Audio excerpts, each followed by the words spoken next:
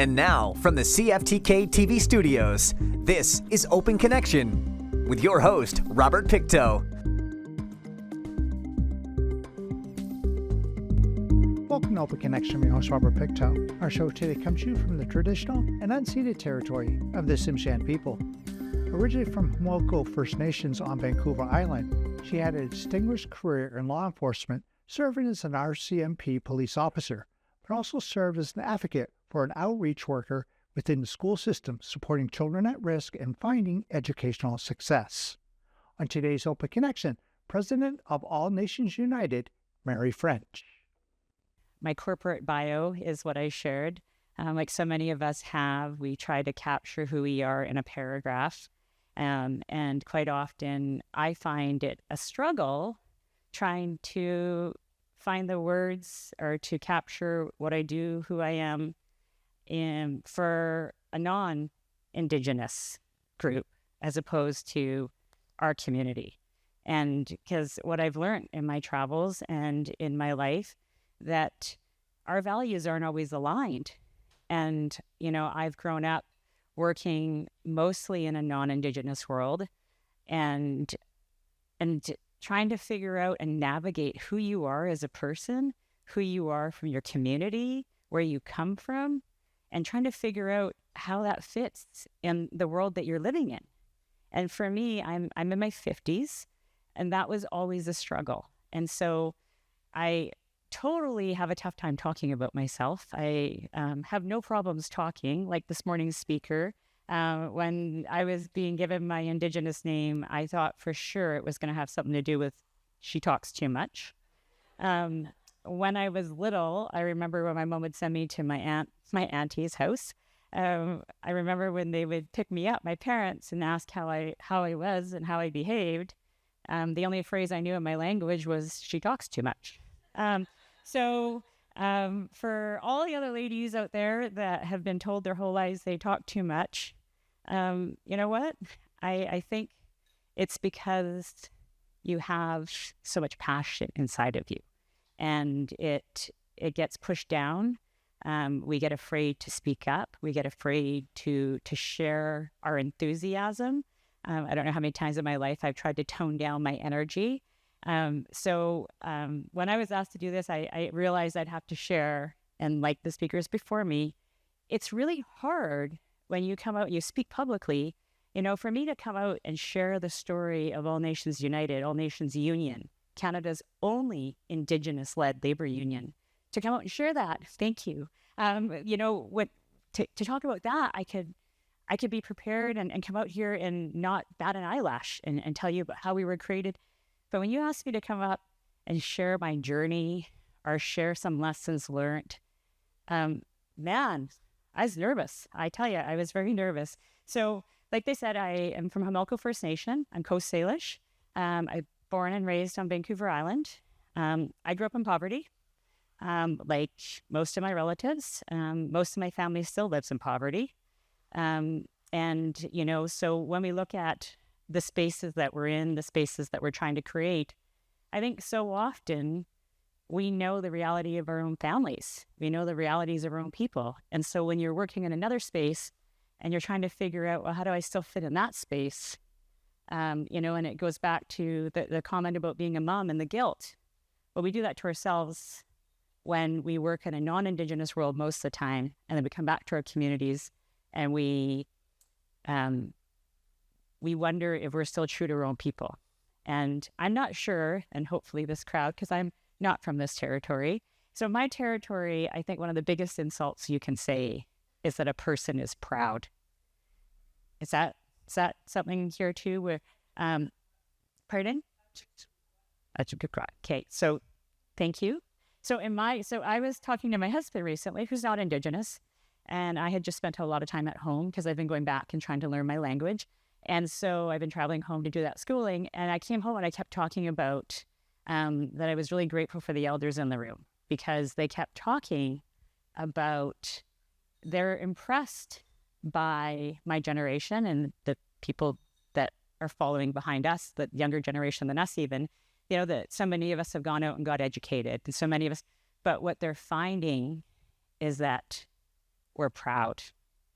And our elders are not proud of that.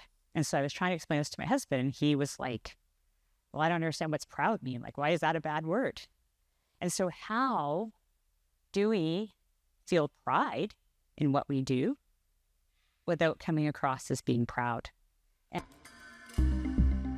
Open Connection will be right back after these messages. And now, from the CFTK-TV studios, this is Open Connection with your host, Robert Pictou. Thank you for staying with us. The Hoboken First Nations was traditionally known as people of the fast-running waters, named after the turbulent waters surrounding their original home in Pictou Inlet. In the early 1990s, the Hoboken people established a new reserve in Campbell River. This was achieved through a land exchange with the province of British Columbia. Let us return to the conversation as Mary shares growing up in a split community. So I'm going to share a little bit about my life lessons, I guess, and the journey to being here, and then I'll jump back. So, like I said, born in Campbell River, the youngest of 4 kids, the only girl, 3 older brothers, and my nation church house was only accessible by boat back then. OPE is what we call it in our language. And our reserve was shut down and moved in 1990, and the government moved us to Vancouver Island. So most of my family now resides in Campbell River. My community, my reserve is in Campbell River. So born and raised in Campbell River, but that time our reserve wasn't there. So we'd have to fly or take boats to go see my family. And I did that mostly with my mother because I was the youngest. And so I got to participate in like clam digging and harvesting where everybody went out. So I still have those memories, even though I'm in my 50s. Grew up in poverty, grew up with a mother that never worked. Neither of my parents graduated from high school. None of my older brothers graduated from high school. I was the first to graduate from high school, and it was a really big deal in our house because I was the first. And with that comes pressure, and that's how do we, again, find that where we want to encourage our youth to be successful. And I think something that I learned along the way is that don't let anybody define what success is. And it goes back to how do we stay true to who we are? How do we stay connected to our communities, to our families? And I think the biggest lesson I learned was I had to stay true to me. I had to stay true to who I was and what my value system was. What is important to me? So similar to, I believe it was Mary earlier, great name. I got married at 18. We had our first son at 19 and had 4 sons. And I remember bumping into other high school people, going back to my community, and people looking at me like, oh, I thought you were going to be something better. You're like the stereotype teenage, pregnant Indian girl that'll probably come back to the res. There was a lot of that. And the crazy thing, it wasn't from my community. Like we hear quite often it's from our community. My community never gave up on me. So when I would come back with all those babies, I felt like a celebrity because the love that we have, the love in this room is power. There's so much power in that. When we believe in somebody, and so back to, I guess I'm jumping all over the place, but it's the only way I know how to do this. So I joined the RCMP. It's a organization made up mostly of men, mostly white men. And I was reminded from the moment I started in Depot that I was a token. So I'm probably going to get emotional multiple times, but it's who I am. So bear with me when I do become emotional because it's part of who I am. So I joined the RCMP and I'm married to an Army guy. We have 4 little babies. Our youngest was 2 when I left for 6 months. Oh, the mom guilt. Whew. It was so hard. And I remember driving to the airport because my husband was bringing me to head to Depot. And I said, stop the car. What kind of mother leaves her children for 6 months because she wants a career? And thank you. Thank you so much. So I said to my husband, stop the car. I'm not going. I can't do this. I can't abandon our children. This is selfish of me. And my husband looked me straight in the eye and said, you need to do this for you, and you need to do this for our children. And he said, don't worry, I've got this. Unless World War III starts tomorrow, I'm not going anywhere. Remember, he's an Army guy. We're posted to Edmonton. Well, my first day of training was 9/11. Yep. So I'm in depot, my first day, and 9/11 happens. And my husband gets locked down on the base and is told that he's going to Afghanistan while I'm going through our CMP training. And I still blame him to this day that he made that statement. And then we had to figure out what now. What do we do now? We have these 4 little boys. And so the first time I learned this lesson, the one I'm going to share is, it was during this time. And, you know, we hear quite often it takes a whole community, it takes a village. Open Connection will be right back after these messages. And now, from the CFTK-TV studios, this is Open Connection with your host, Robert Pictou. Welcome back to Open Connection. On February 5th, 1900, at the Whitehorse Detachment in the Northwest Territories, Catherine Ryan, aka Klondike Kate, was hired to assist the Northwest Mounted Police with the care of female prisoners. She was the first woman hired by the RCMP as a special constable. Let us return the conversation as Mary recalls the time when she was in depot. My mom flew to Edmonton and brought my youngest son back to Vancouver Island because my husband was deploying to Afghanistan.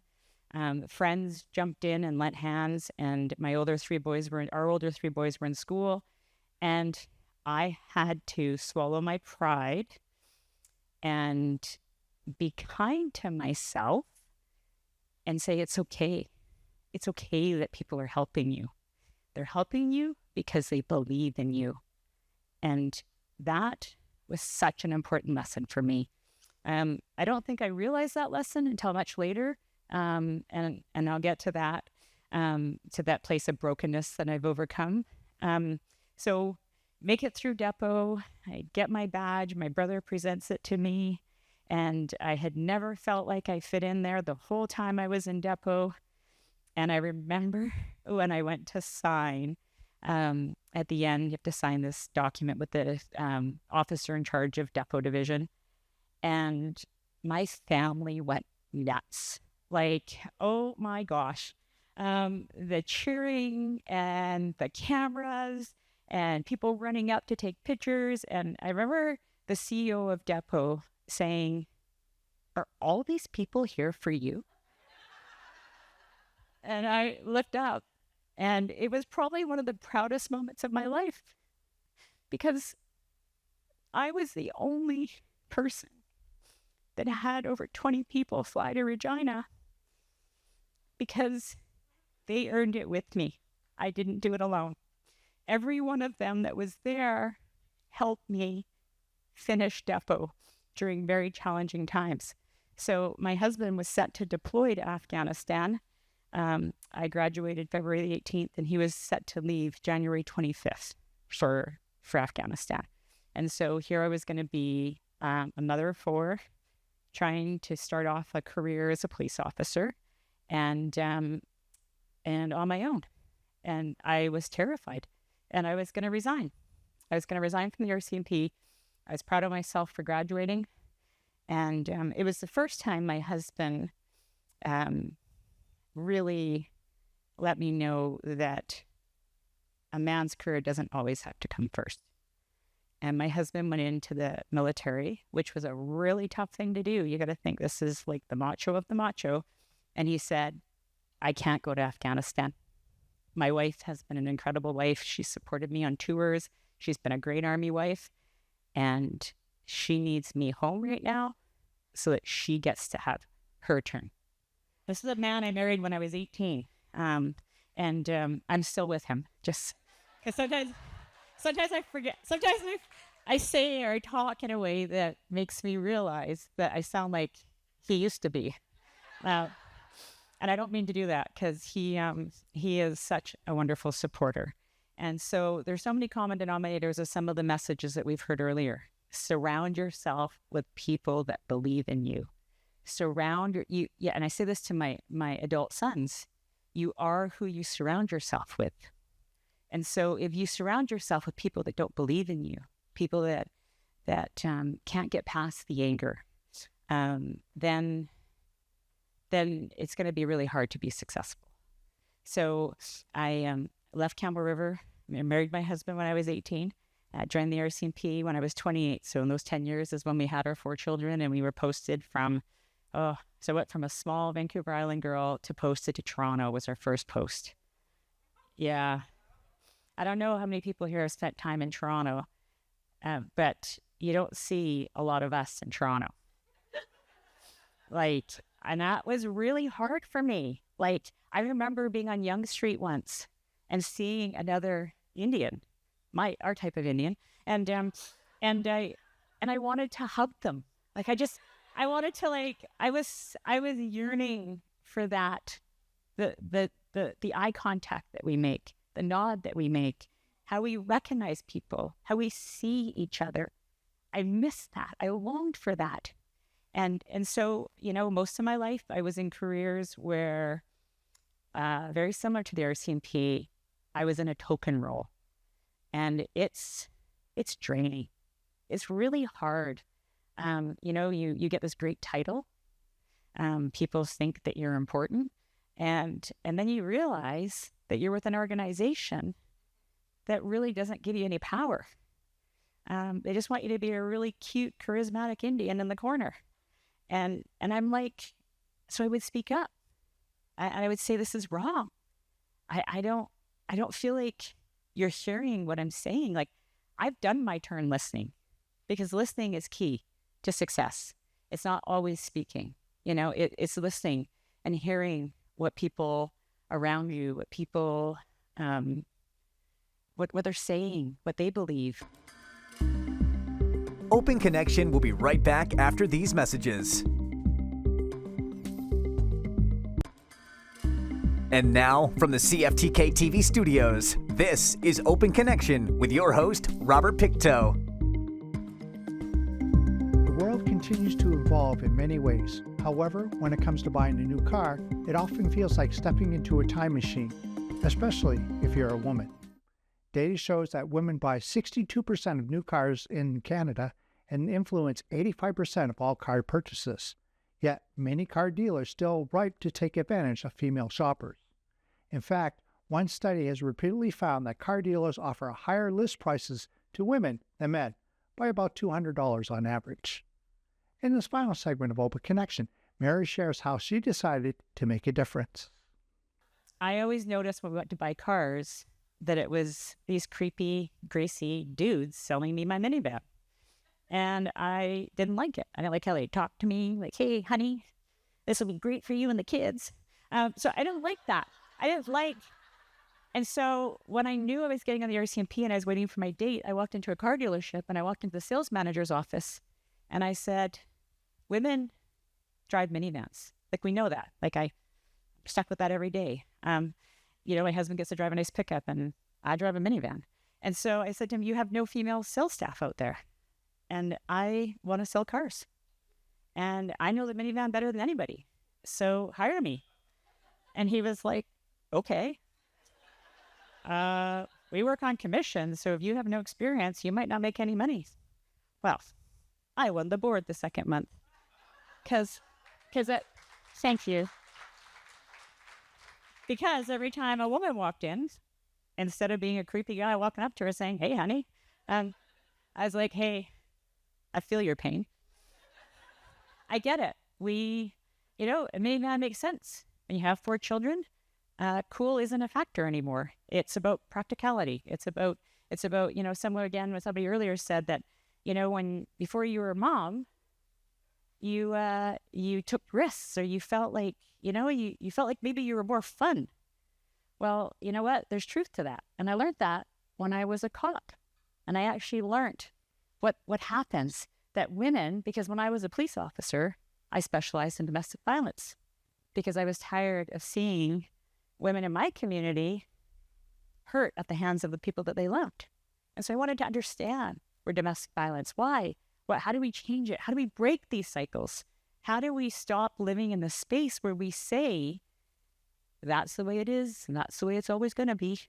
How do we stop that? And so let's learn. And I'm a firm believer. Education doesn't always have to happen in a classroom. What you need to do is live, challenge yourself, and be a lifelong learner. Don't be afraid to go and do something. Don't be afraid to put yourself out there and try something that you're passionate about. Because if you lead with your heart, we heard this earlier, it is so easy to work and to go to work and to learn about your work. So I specialize in domestic violence, and I actually learned that it's not exclusive to us that women are beaten by the one that they love. 90% of murders to women are at the hands of the person they love or trust. So there's a number that, and so we take that, and then what I learned one night, the more I studied domestic violence, was that when you have a baby, it is the most vulnerable time of your life as a woman because you're not going to work anymore if you had a career. You are now responsible for this little person, and you feel incredibly vulnerable. And a predator, that's what I'm going to call an abuser, predator, that's when they will most likely start abusing you. So knowledge is power, they say. So we know that. For everybody in this room, just keep that in mind when you know somebody that you love is having a baby, and maybe you have concerns in your gut about the person they're with or their situation. So just remember that and be there for them. Make sure that so I go through policing and I learn all kinds of skills, but I walk away because, and this is the reason I walked away. I didn't know it at the time, but we were at a curling rink. I was posted to N2N, Alberta, southern Alberta, as white gets. It was ranching, cowboys, and we were at a curling bonspiel, and we were sitting at a round table like this, and one of the ladies, my curling team, because I joined ladies curling night, said to my husband, "Your wife is so much fun." And my husband got the saddest look on his face that I had never seen before. He didn't know I was listening. And he said, "She actually used to be a lot more fun." He saw that I was changing who I was to fit into that world. And he didn't like it. Thank you for joining us for this episode of Open Connection. The greatest distance in the existence of man is not from here to there, but the connection from his mind and heart. If we can conquer that distance, we can soar like an eagle and realize our immensity within. I'm Robert Pictou.